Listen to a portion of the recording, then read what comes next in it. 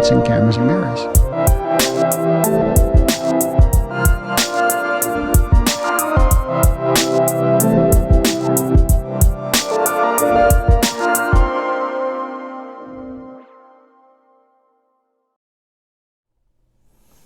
Oh, hello, it's your boy. It's been a while. In the words of Stained, it's been a while. I'm finally fucking working. It's been almost a year. I got put on furlough April of last year. I know no one cares about this, but that's why the output has slowed down a little bit. I'm going to try to get more out. I'm kind of figuring out my schedule. I have to run a company. I can't even make this bed. I can't even set up the green screen because I'm now running a company. That's what we're going to go with. Nomadland, it's finally here. It's finally arrived. It's on Hulu. Go to Hulu and you'll find it there and you can click it and you can watch it.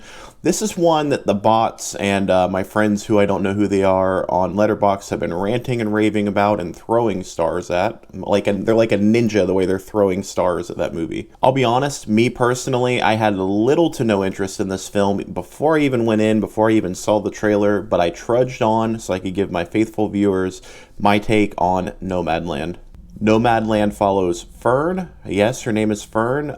This is in the late 2000s. I think it takes place in 2011, so early 2010s, during the housing crisis, during the Great Recession. She's houseless, but not homeless, and a bit of a nomad. I won't get into spoilers. I don't want to spoil this movie. This movie left me so high and so dry that it's not even funny. Fern is kind of struggle personified. She's definitely going through it, and that's important to tell these kind of stories, but her going through it-ness is basically the only aspect of this character. There's no depth. Because Frances McDormand is such a great actress, there are glimmers of humanity, and it's not a bad performance, but this is a very flat character. There's really not a lot for this character to do. There's not a lot for Frances McDormand to do besides shit in buckets. More on that coming later.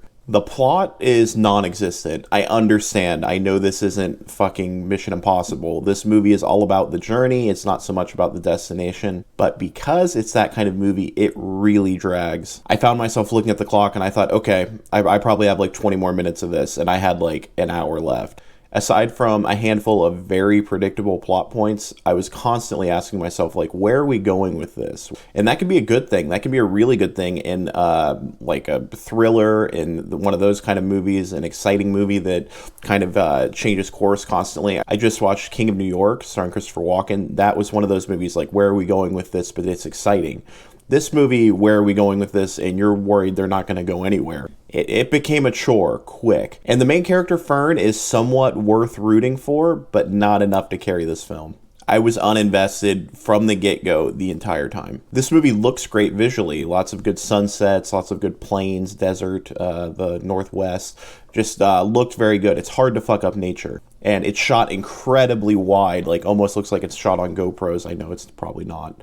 But it's just incredible wide shots, and it really emphasizes how out there Fern is in her nomad life. The music is bad. The music is really bad. It's repetitive. It sounds like if you're watching a video about like a sad dog on YouTube from Now Watch or What This or whatever the fuck those channels are, like in the background you hear that kind of stock like Vine music. That's what the score for this movie is. It's repetitive. It's like license-free, public domain sad music, and it does not help this movie at all. And this movie does have some moments that are kind of somber and kind of self-reflective personal moments, but those are quickly outweighed and canceled out by the amount of crass moments and, quite frankly, disgusting moments in this movie. Fern becomes a janitor for a truck stop at one point, or the RV center, whatever those are, and they felt it necessary to show her cleaning shit off a toilet seat, like a horrific trucker, eating nothing but gas station food shit. And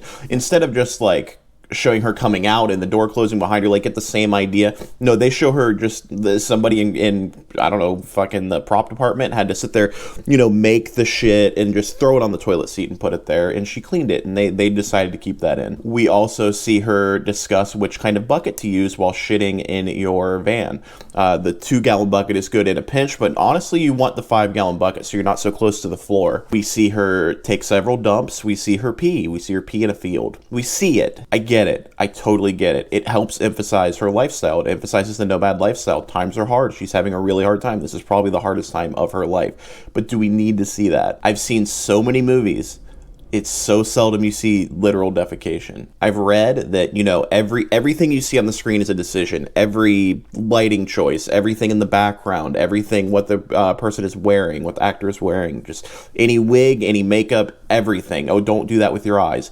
Everything is a choice. I understand not every filmmaker is super meticulous, like a David Fincher or a Stanley Kubrick. There's actually that scene in that Haneke documentary where he's agonizing over extras. He's sitting there, it's a shot of a crowd, clapping, and he's going, that guy's not doing it right, this guy's not doing it right. I understand it's not that, but when there's that much thought going into this film, and this film is your baby, and it's one of the most important things you're going to do as a filmmaker, why are we showing her taking a shit? Why are we showing her taking a piss? And I'm not against, graphic depictions of violence. I'm not opposed to, crass things when it fits into the story. And I guess you could argue this kind of fits into the story, but when it's a stunningly beautiful movie, as far as the composition and the cinematography, why go there too? You don't have to. You can tell her story without showing that.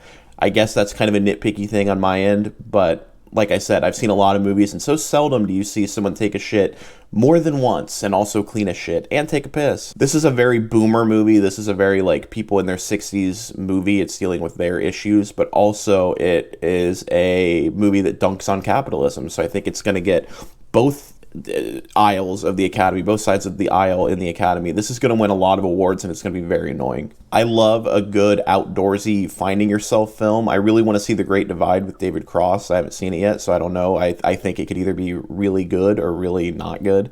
But Old Joy, I did a video for Old Joy. You can click it right here and see it. That's a really good kind of finding yourself where you're navigating the outdoors while you're navigating a friendship and navigating your life, and there's some moments for reflection.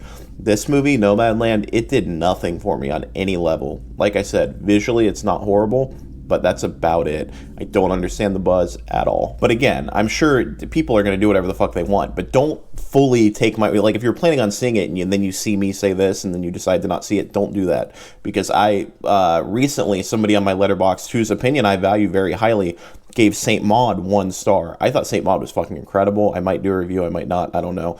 But always take reviews with a grain of salt. I mean, I'm doing it because I like doing it, I think it's fun. But yeah, this is not gospel. But I did not like this film at all. Thank you. Follow me on Letterboxd. Follow me on Instagram, Twitter. The TikTok is a bit of a mess right now. Not sure what I'm going to do with it. And also Facebook. Thank you. Stay hydrated. And if you have to take a shit and it has to be in a bucket, I guess that's fine.